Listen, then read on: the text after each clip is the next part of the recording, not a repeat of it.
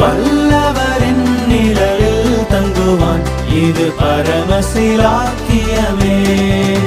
அவர் செட்டையின் கீழடை களம் புகவே தம் சிறகுகளால் மூடுவார். அவர் செட்டையின் கீழடை களம் புகவே தம் சிறகுகளால் மூடுவார். காருண்யத்தாலே இழுத்து கொண்டார் தூய தேவ அன்பே. காருண்யத்தாலே இழுத்து கொண்டார் தூய தேவ அன்பே. இவனாந்திரத்தில் நாயன் காட்டியும்